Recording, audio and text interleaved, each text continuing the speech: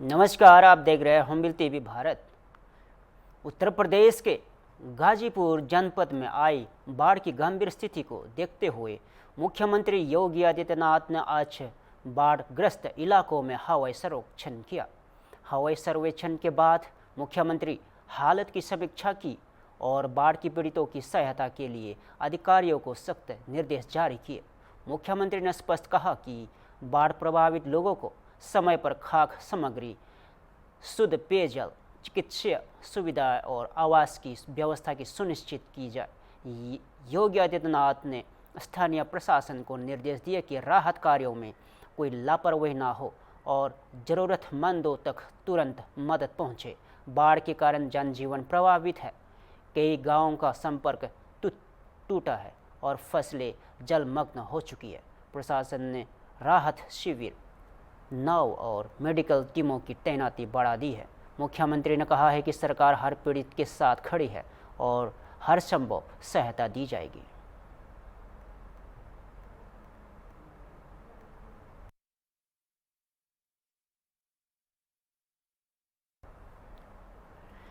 मुख्यमंत्री योगी आदित्यनाथ आज बनारस दौरे पर रहे, जहां उन्होंने सर्किट हाउस में जनता दर्शन का आयोजन किया गया। इस मौके पर उन्होंने लोगों की समस्या सीधे सुनी और संबंधित अधिकारियों को तत्काल कार्रवाई करने के निर्देश दिए गए।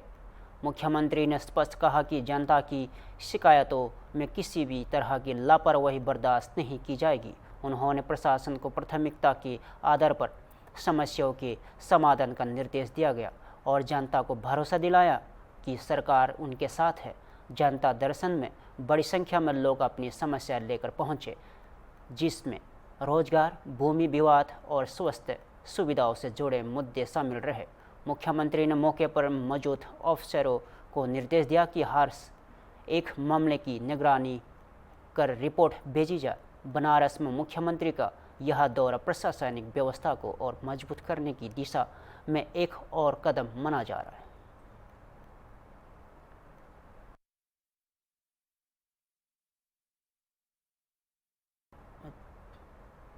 पश्चिम बंगाल की तृणमूल कांग्रेस सांसद महुआ मोइत्रा की एक टिप्पणी ने आज सियासी भूचाल ला दिया है।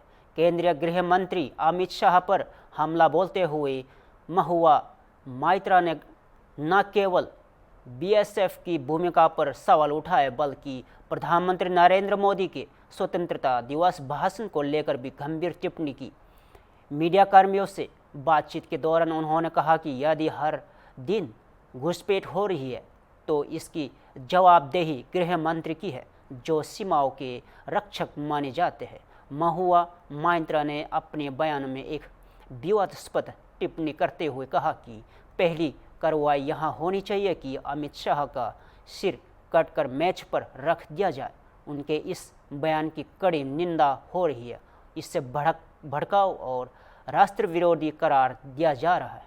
भाजपा नेताओं ने कृष्ण नगर कोतवाली थाने में शिकायत दर्ज कराई है। वही एक स्थानीय नागरिक ने भी केस फाइल किया है। सुनिए।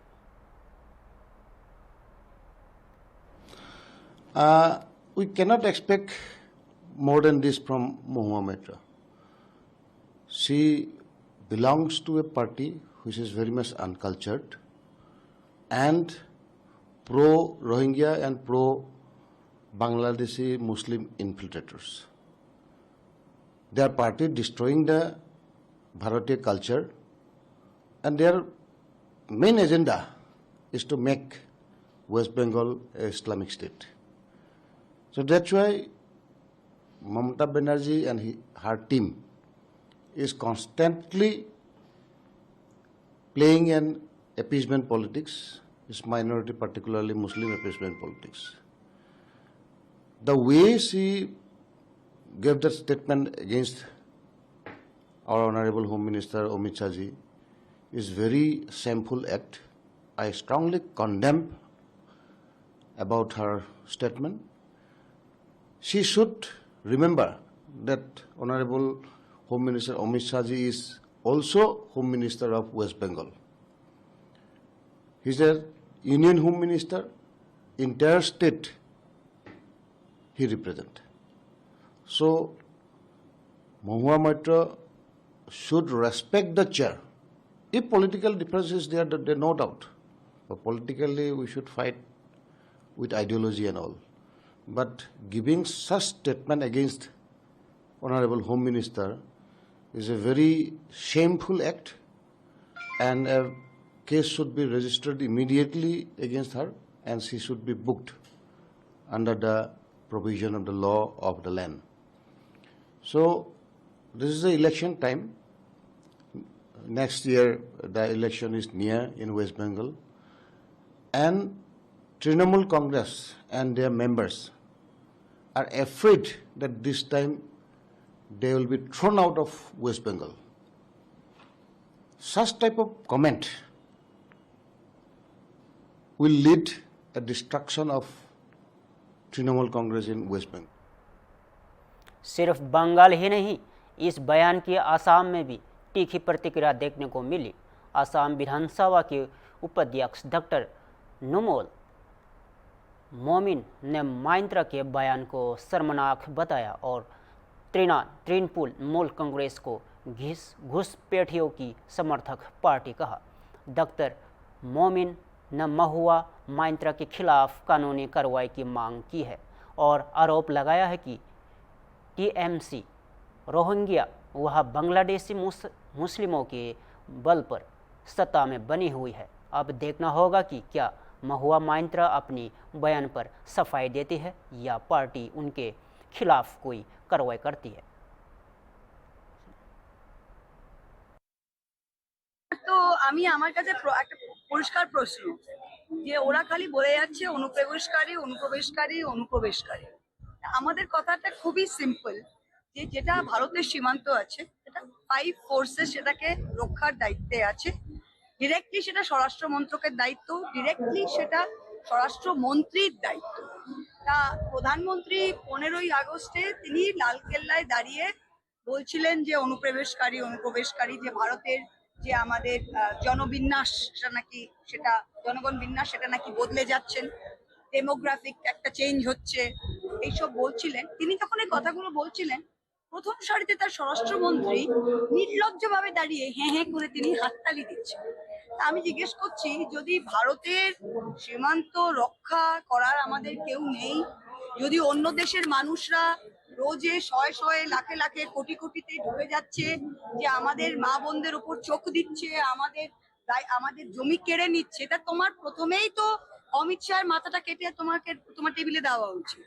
যে স্বরাষ্ট্রমন্ত্রী এবং যে স্বরাষ্ট্র মন্ত্রক দেশের বর্ডারকে রক্ষা করতে পারে না, যে প্রধানমন্ত্রী নিজেই বলছে যে বাইরে থেকে লোক এসে আমাদের মা বোনদের দিকে নাকি চোখে নজর দিচ্ছে, নাকি কি চোখ মেলাতা হিন্দিতে কি একটা বললো নাকি শব্দ, আমাদের জমি দখল করে দিয়েছে। ভাই তার দোষটা কার?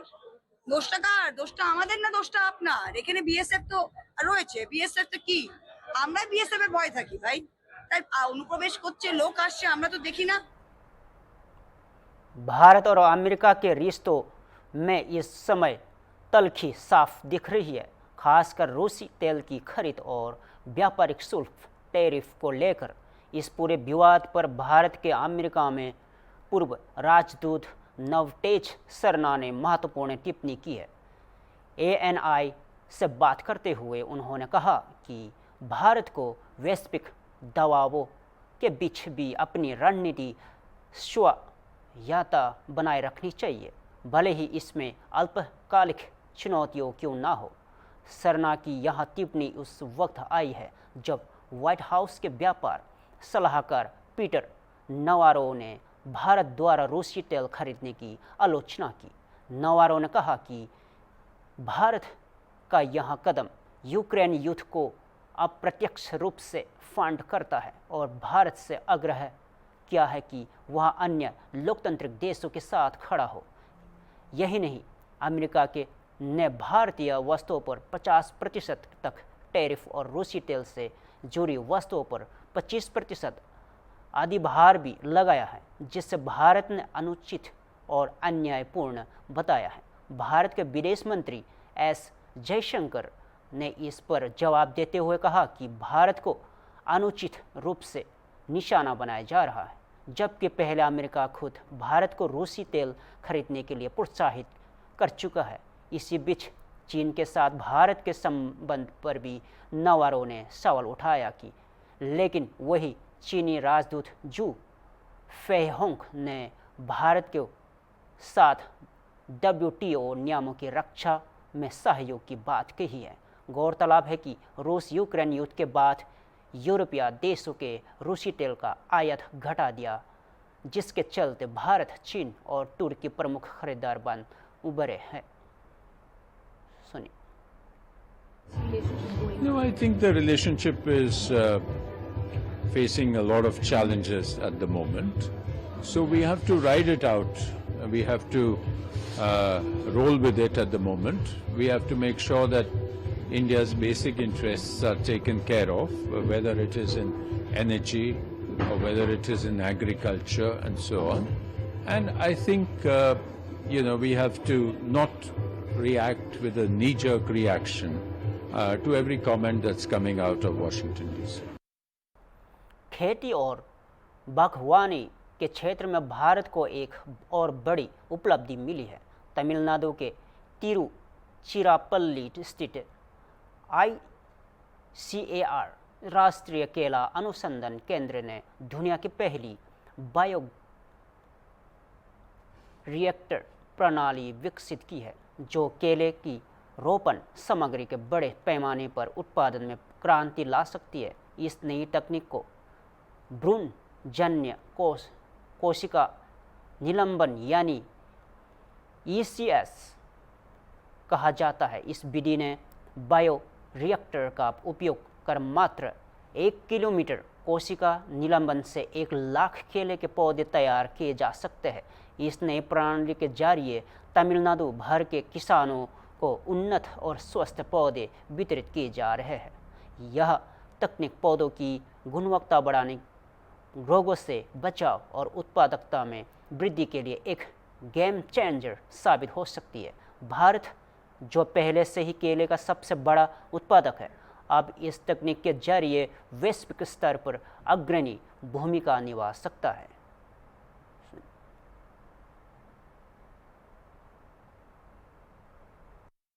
Dr. Selvarajan, Director, National Research Center for Banana. This is one of the institute under Indian Council of Agricultural Research. Here what you are seeing is tissue culture banana. And all you know, India is #1 in the world in the production of banana. We produce 38 million tons of banana from little less than 1 million hectares. And this was possible because of the introduction of the tissue culture technology. Till date, 150 tissue culture companies are in India, producing approximately 300 million tissue culture plants every year. That is using a shoot tip culture. But now we have come out with a new technology called embryogenic cell suspension derived plants, that is using a bioreactor. In this technology, we take male bud as an explant, immature inflorescence as an explant, and we produce from 1 ml of cell suspension, we can produce 1 lakh plants. So we can produce with a little quantity, we can produce lot of embryos, millions of embryos and millions of plant. This new technology we have patented, and this patented technology is only from our institute, National Research Center for Banana. And using this technology, the cost of the tissue culture plants can be reduced by 5 times reduction in the cost of the plants. Like you get 20 rupees per plant means we can produce 5 rupees per plant. So this tissue culture bioreactor based embryogenic tissue culture plants, it gives very good yield, uniform harvest, and it will give you more productivity. So in the Viksit Bharat 2047, our aim is to produce 60 million tons, and definitely it is possible using this technology to reach 60 million tons of banana by 2047 in the same area what we are growing. Bihar में मतदाता अधिकार यात्रा अपनी समापन की ओर बढ़ रही है, लेकिन उससे जुड़ी सियासत अब तेज होती जा रही है। राज्य सांसद मनोज कुमार झा ने आज ANI से बातचीत में कहा कि यह यात्रा एक आंदोलन में बदल चुकी है और अब इसका नेतृत्व नेताओं के नहीं बल्कि जनता के हाथों में है। झा ने कहा कि यह सिर्फ बिहार तक सीमित आंदोलन नहीं बल्कि पूरे देश में मताधिकार को लेकर चेतना फैली है। उन्होंने आरोप लगाया कि पटना प्रशासन द्वारा रैली की अनुमति नहीं देना इस डर का प्रमाण है। अब समापन कार्यक्रम में रैली के बजाय विरोध सभाएं होगी। सत्तारूढ़ दल पर निशाना साधते हुए झा ने गृह मंत्री अमित शाह की आलोचना की। उन्होंने कहा कि अगर देश में अवैध घुसपैठियों है तो यह गृह मंत्री की नाकामी है। गौरतलब है कि गृह मंत्री अमित शाह ने हाल ही में गुवाहाटी की रैली में इस यात्रा को घुसपैठियों को बचाओ यात्रा का बताया था। शाह ने कहा कि कांग्रेस जितनी ज़्यादा प्रधानमंत्री को गालियाँ देगी कमाल उतना ही मजबूत होगा। इस बीच दरभंगा में इस यात्रा को जोड़े एक मामले में एक व्यक्ति की गिरफ्तारी भी हुई है और आचार संहिता से पहले ही माहौल गर्म हो गया है। बिहार में अक्टूबर नवंबर में विधानसभा चुनाव की संभावना जताई जा रही है, हालांकि आधिकारिक घोषणा अभी तक नहीं हुई है। अंतिम दिन है। वोट अधिकार की रक्षा के लिए संघर्ष जारी रहेगा और मैंने जैसा पहले भी आपसे कहा था, कल की पीसी में भी कहा था कि यात्रा अब तेजस्वी जी राहुल जी के वश में रह नहीं गई, जनता के दिल में उतर गई, उनकी परेशानी का सबब बन गई, उनके डर का कारण बन गई। तो जाहिर तौर पर अब इस यात्रा से जो अनुगूंज सुनाई दे रही है वो सिर्फ बिहार में नहीं है, बिहार के बाहर तक पहुंच चुकी है। अमित शाह जी ने कहा है कि यह यात्रा ये घुसपैठिया बचाओ यात्रा। अमित शाह जी को पहले ये सोचना होगा कि अगर देश में एक भी घुसपैठिया है तो जिम्मेवार कौन? Mister home minister, you are responsible, you should quit gracefully. Thank you. Indore से एक बड़ी खबर सामने आ रही है। शहर के MG रोड स्थित एक इमारत की तीसरी मंजिल पर शुक्रवार देर रात भीषण आग लग गई। अधिकारियों के मुताबिक आग बुझाने के प्रयास में एक दमकल कर्मी घायल हो गया, जिससे तुरंत हॉस्पिटल ले जाया गया है। घटना की जानकारी मिलते ही 4 दमकल गाड़ियां मौके पर पहुंची और राहत बचाव कार्य शुरू किया गया। फायर डिपार्टमेंट की तत्परता से आग को फैलने से रोका गया, लेकिन इस घटना ने शहर में सुरक्षा व्यवस्था पर एक बार फिर सवाल खड़े कर दिए हैं। फिलहाल आग लगने के कारणों का पता नहीं चल पाया है और जांच जारी है। टेजर गार्डन के सामने फायर की सूचना हमको मिली थी। हम लोग आए वहाँ पे स्पॉट पे आने के बाद में हमने देखा कि वो 3rd 4th फ्लोर के ऊपर कहीं आग हमको दिखी उसको। तो हम लोगों ने हमारे यहाँ से गाड़ियाँ लगाई, 2 गाड़ियाँ आई थी पहले, उसके बाद 2 गाड़ी और मंगाई, 4 गाड़ियाँ हमारी लगी हुई, फायर की लगी हुई चारों तरफ से, उसको बुझाने में लगी हुई हैं।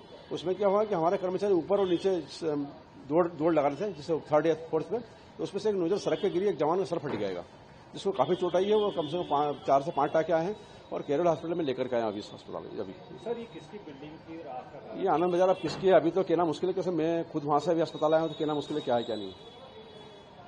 अपने जो जवान घायल उसका नाम क्या है? जवान है महेंद्र सिंह राजपूत, उसको जो है सर में चोट लगी है, 4 से 5 टाके लगने की संभावना व्यक्त की है डॉक्टर ने।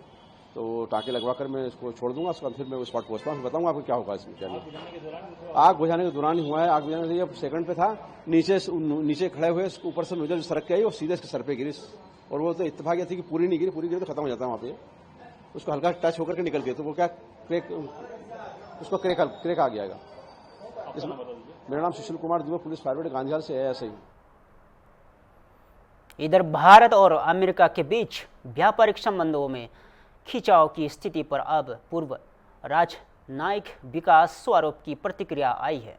शुक्रवार को एक बयान में उन्होंने कहा कि ट्रंप प्रशासन भारत पर दबाव बना रहा है, लेकिन भारत हमेशा से अपनी रणनीतिक स्वायत्तता पर कायम रहा है और किसी के भी आदेश पर भी नहीं चलता। स्वरूप ने कहा कि भले ही भारत अमेरिका व्यापार समझौते की उम्मीदें बनी हुई है, लेकिन हालिया बयानबाजी में संबंध में तनाव आया है। उन्होंने यहां भी माना कि व्हाइट हाउस के व्यापार सलाहकार पीटर नवारो की हालिया टिप्पणियां मददगार नहीं थी। नवारो ने आरोप लगाया था कि भारत रूसी रियायती तेल में लाभ उठाकर उससे परिष्कृत कर बेच रहा है। इस प्रतिक्रिया में रूस को फॉरेन करेंसी दिला रहा है, जिससे उन्हें यूक्रेन युद्ध की अप्रत्यक्ष फंडिंग बताया। साथ ही उन्होंने भारत पर 50% तक व्यापार टैरिफ और उच्च व्यापार अवरोध बनाए रखने का आरोप लगाया। गौरतलब है कि नवारो के यहाँ दावे ऐसे समय में आए हैं जब रूसी राष्ट्रपति व्लादिमीर पुतिन ने ट्रंप के सत्ता में आने के बाद अमेरिका रूस व्यापार में 20% वृद्धि का उल्लेख किया गया है। इन घटनाक्रमों ने अंतर्राष्ट्रीय मंच पर भारत की स्थिति को लेकर नई बहस छेड़ दी है। सुनिए। So obviously the current relationship is not in a good shape. Certainly, we all thought that given the personal relationship that Prime Minister Modi has developed with President Trump and the fact that President Trump really respects Prime Minister Modi, we thought that an India-US trade deal would come quite early. In fact, we were one of the first off the block to actually visit the US and to give them the first draft of our trade deal. But unfortunately, that has not happened. US officials are trying to put all kinds of pressure on India. But India, I think, is a very proud nation. India is a country which has always followed the principle of strategic autonomy. We will not be dictated by anyone. Yes, I think the time is still there for the two sides to find a mutually acceptable solution where they accept India's certain red lines which cannot be crossed, and at the same time we are happy to give market access to US products which do not directly impinge upon the livelihoods of Indian farmers, Indian dairy workers and Indian small scale industries. So if I think a meeting ground can be found between these two positions, we still a trade deal is still possible, but certainly these current comments coming from the Trump administration are not helping the cause. फिलहाल के लिए इतना ही। देश और प्रदेश से जुड़े हर खबरों के लिए जुड़े रहें हुंबिल टीवी भारत के साथ।